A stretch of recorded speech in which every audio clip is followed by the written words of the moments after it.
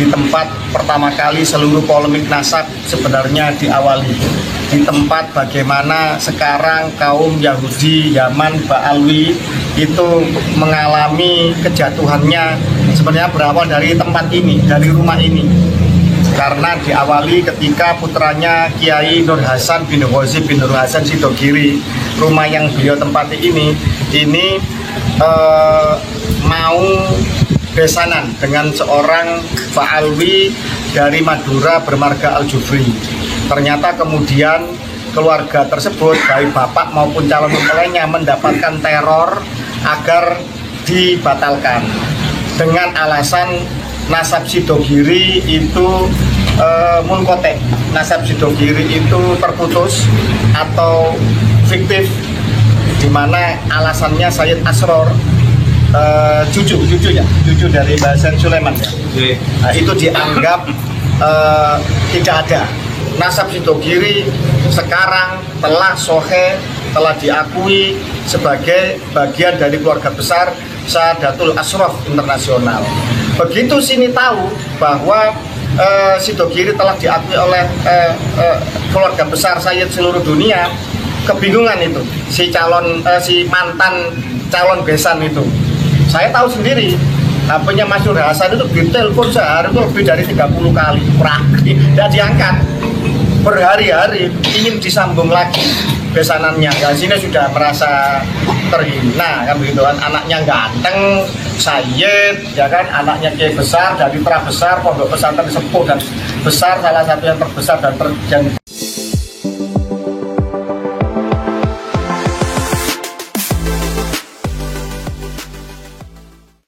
Assalamualaikum warahmatullahi ta'ala wabarakatuh. Beredar sebuah video tentang cerita asal-muasal polemik nasab Ba'alawi di Indonesia. Diceritakan bermula ketika ada seorang putranya Kiai keluarga besar Pondok Pesantren Sidogiri, Pasuruan, Jawa Timur, yang berkeinginan berkeluarga, berbesanan dengan putrinya salah seorang Habib Ba'alawi bermarga Al-Jufri dari kawasan Madura. Seiring berjalannya waktu, singkat cerita ternyata keluarga sang putri dari Habib tersebut mendapat teror dan framing, yaitu meragukan nasab keluarga Sidogiri dengan framing fiktif. Katanya nasabnya terputus, pendeknya meragukan kesohihan nasab keluarga besar Pondok Pesantren Sidogiri. Karena keluarga Sidogiri merasa direndahkan dan diremehkan, nasab keluarganya kemudian melakukan pengecekan verifikasi ke Nakoba Itsbat Internasional versi Ba'alawi pada saat itu. Namun karena tidak kunjung mendapat jawaban hasil penelitian verifikasi nasab daripada keluarga Sidogiri tersebut, akhirnya menggunakan manuskrip kuno untuk memverifikasi nasab keluarga Sidogiri. Setelah jeripayahnya menyisir penuh keberhati-hatian, alhamdulillah menghasilkan fakta ketersambungan dan kecocokan nasab keluarga Sidogiri. Nah, untuk selengkapnya kita simak teman-teman cerita atau penjelasan dari salah seorang Raden Fakih Wirahadiningrat. Berikut ini dia videonya. Terima kasih, kita hadir di tempat yang sangat bersejarah. Di tempat pertama kali seluruh polemik nasab sebenarnya diawali.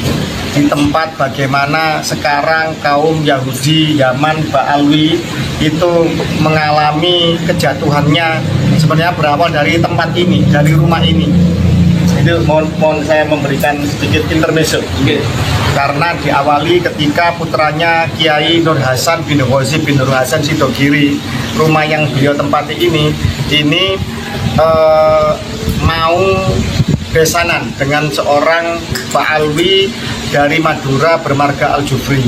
Ternyata kemudian keluarga tersebut, baik bapak maupun calon mempelainya, mendapatkan teror agar dibatalkan dengan alasan nasab Sidogiri itu munkotek, nasab Sidogiri itu terputus atau fiktif, di mana alasannya Sayyid Asror cucu dari Mbah Said Sulaiman ya. Nah, itu dianggap tidak ada tokoh fiktif semacam itu, sehingga dengan segala macam intimidasi atau segala macam cara, akhirnya bapaknya itu si Al-Jufri itu membatalkan perjodohannya dan itu disoting. Jadi si pemesan supaya batal ini minta disoting, nggak disoting. Ya. Dan panjenengan semua tahu lah siapa yang menekan si bapaknya Al-Jufri calon mempelai itu supaya dibatalkan. Tahu semua lah, orang Pasuruan. Orang Pasuruan tahu lah, jadi gitu. Nah, akhirnya dibatalkan. Kemudian setelah mengalami penghinaan seperti itu, ini kan penghinaan bagi bukan hanya Mas Nur Hasan pribadi, bukan hanya si calon mempelai, tapi penghinaan kepada seluruh nasab keluarga Sidogiri sebenarnya. Gitu. Akhirnya keluarga Sidogiri yang diwakili oleh Kiai Nawawi Jalil juga, terus Kiai Fuad Nur Hasan, sekarang pengasuh pucuk pimpinan tertinggi Ponpes Sidogiri sekarang Kiai Fuad Nur Hasan, dan juga Mas Nur Hasan keponakannya Kiai Fuad, yaitu Mas Nur Hasan bin Ghazi bin Nur Hasan ini melakukan isbat internasional untuk membuktikan kesayitannya. Ya, siapa yang tidak marah nasab mbahnya dianggap hina atau dianggap palsu atau abal-abal, kan begitu. Ketika melakukan isbat internasional itu menggunakan nasab versi Ba'alwi, artinya Basaiban, Mbah Said Sulaiman, Basaiban, Ba'alwi, kan begitu. Tidak ada jawaban, hampa, lama tidak ada jawaban dari Nakobah internasional. Kemudian akhirnya menggunakan manuskrip lokal, manuskrip kuno, manuskrip sepuh, yaitu manuskrip dari Podokaton dan juga manuskrip dari Mancengan. Bunyinya sama, bahwa Said Sulaiman adalah putra dari Sayyid Zain Abdul Qadir Al-Jilani Al-Hasani yang merupakan menantu dari Syarif Hidayatullah Sunan Gunung Jati. Itu Sunan Gunung Jati sendiri, Syarif Hidayatullah ini Al-Musawi Al-Husaini. Jadi Sunan Gunung Jati, Syarif Hidayatullah itu Sunan Gunung Jati kedua, yang ketiganya adalah Sayyid Zain Abdul Qadir ini yang menjadi menantunya itu. Begitu. Ketika mengajukan isbat melalui jalur sesuai dengan manuskrip sepuh itu, lah kok nyambung dan klop dan diakui baik bukan saja oleh keluarga Sunan Gunung Jati yang ada di Banten Cirebon, juga ternyata klop dengan apa yang ada tertulis di Nakobah Internasional. Akhirnya nasab Sidogiri sekarang telah sohe, telah diakui sebagai bagian dari keluarga besar Sadatul Ashraf Internasional. Begitu sini tahu bahwa Sidogiri telah diakui oleh keluarga besar Sayyid seluruh dunia, kebingungan itu si mantan calon besan itu. Saya tahu sendiri, HP-nya Mas Nur Hasan itu ditelepon sehari itu lebih dari 30 kali, tidak diangkat. Berhari-hari ingin disambung lagi besanannya, ya sini sudah merasa terhina, kan begitu kan. Anaknya ganteng, Sayyid, ya kan, anaknya kiai besar dari Tra Besar, pondok pesantren sepuh dan besar, salah satu yang terbesar dan paling sepuh di Nusantara. Ya no way, no, menikah dan dapat yang jauh lebih pantas, insya Allah juga Sayyid Nusantara, keluarga besar keturunan Wali Songo, insya Allah sudah dapat penggantinya semacam itu. Nah, dari polemik inilah kemudian berkembang menjadi kesadaran membentuk Nakobah Aulia Tis'ah, itu Nakobah pencatat nasab Wali Songo, keluarga Wali Songo. Lalu berkembang lagi masuk ke seluruh kesultanan Kerajaan Nusantara, berkembang lagi kemudian hingga pertemuan di Kesultanan Demak mengumpulkan diwakili 5 kesepuhan keluarga Wali Songo. Waktu itu kalau nggak salah Sohibul Makbaronya, Sohibul Balatnya, keturunan-keturunan yang di dekat makam waktu itu datang di Kesultanan Demak. Kemudian dari situ berkembang lagi, terbentuklah yang namanya Perjuangan Wali Songo Indonesia Laskar Sabilillah, yang kemudian itu deklarasi awalnya di Cilacap di Kiai Muhammad Nur Salim Kerah Derajat, dan di dalam momentum itu semua akhirnya mensepakati bahwa seperti perjuangan 10 November, ketika kemudian semua laskar sudah siap, semua sudah siap tempur, 100.000 pasukan santri dan rakyat Jawa Timur waktu itu hampir seluruh santri pesantren seluruh tanah Jawa ngumpul di Surabaya untuk menghadang Inggris, melawan Inggris, Mbah Hasyim bilang, tunggu dulu, ngenteni wong toko buntet namanya Abbas, ya santrinya beliau yang terkenal sakti mandraguna, yang terkenal ahli kanuragan, ahli hikmah, yang karomah, terkenal seperti itu.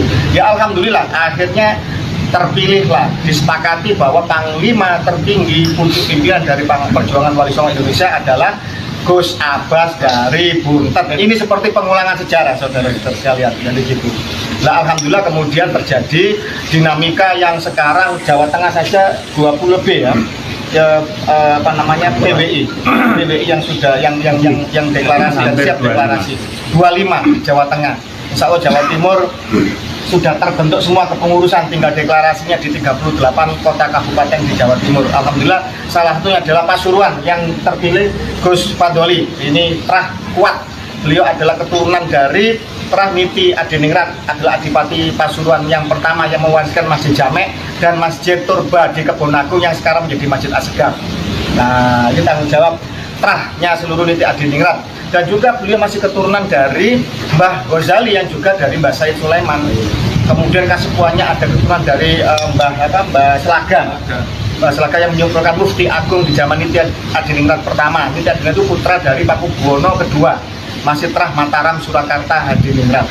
Kemudian ada Kiai Suadi Abu Amar yang juga bagian dari kasepuan, itu terah ketua Bani Soleh Semendi. Bani Mbah Soleh Semendi, Mbah Said Soleh Semendi adalah saudara dari Mbah Said Sulaiman Mojo Agung. Menurut manuskrip dari Mancengan maupun dari Podokaton, dan ini sudah terisbat internasional Sadatul Asrof oleh Narkoba Dunia dan juga diakui sesuai dengan catatan, dengan kolaborasi, komparasi dengan studi dari Kesultanan Cirebon dan Banten. Alhamdulillah, jadi semacam itu. Tetapi dalam perjalanan ini yang namanya organisasi itu kan ada tumbuh, berkembang, jaya, sempurna, begitu kan? Ini baru tumbuh, namanya bibit organisasi baru tumbuh. Dan kalau kemudian ada kekurangan, ada masih kurang lebih dari hal-hal yang bersifat pertumbuhan itu mesti ada gangguan-gangguan. Nah, itu biasa. Nah, tetapi isu nasab ini sebenarnya dimulai dari isu dari konflik yang terjadi, kegagalan pernikahan ini. Ini adalah potret besar dari rasisme Robito Alawiyah dengan segala fatwanya. Dan juga itu terjadi juga di era sebelumnya, zaman Mufti Utsman bin Yahya, kafaah pernikahan yang sebenarnya adalah bungkus dari rasisme itu sendiri, yang sebenarnya tidak diajarkan oleh Nabi Muhammad SAW. Dan itu kemudian ada hingga zaman kemerdekaan ini. Ini namanya perbudakan spiritual, namanya penistaan agama, ajaran suci Nabi, menggunakan manipulasi, supremasi ras atau rasisme itu sendiri dengan bungkus agama. Itu satu, ketika kita merdeka telah lebih dari 75 tahun, na'udzubillah min dzalik. Dan ini harus kita lawan bersama, karena ini melawan dari kebinekaan dan kesetaraan. Jadi apa yang terjadi di Sidogiri ini adalah potret besar dari contoh nyata rasisme di Nusantara yang masih terjadi. Dan akhirnya entah karena kualat sama Sayyid Asror, entah kualat sama Sayyid Sulaiman, entah kualat sama keluarga besar Wali Songo, akhirnya sekarang kan sudah rungkat, Pak Alwi. Secara nyata sebenarnya diskursus nasabnya telah selesai. Bisakah mereka menghadirkan kitab nasab zaman? Tidak ada sampai detik ini. 550 tahun kosong itu masih tetap tidak mereka bisa jawab. Bisakah mereka menghadirkan hasil DNA yang sejalan dengan apa yang ada Sayyid Syarif di Timur Tengah sana? Mereka malah kemudian memframing tes DNA itu haram, padahal tes DNA itu biasa saja. Ini cara-cara yang sebenarnya sudah termutakhir dan bukan harus ditakuti. Harusnya kan takut sama Allah, bukan takut sama tes DNA. Ini aneh, takutnya wali kutub ternyata sama tes DNA takut. Ini sebenarnya kalau orang berpikir logis ya bisa sadar lah apa yang sebenarnya. Kemudian ngaku keturunan Nabi dari Yaman dan dari Irak, ternyata mereka tidak bisa menghadirkan isbat nasab dari Yaman dan dari Irak. Kita sudah nyambung dengan narkoba seluruh dunia.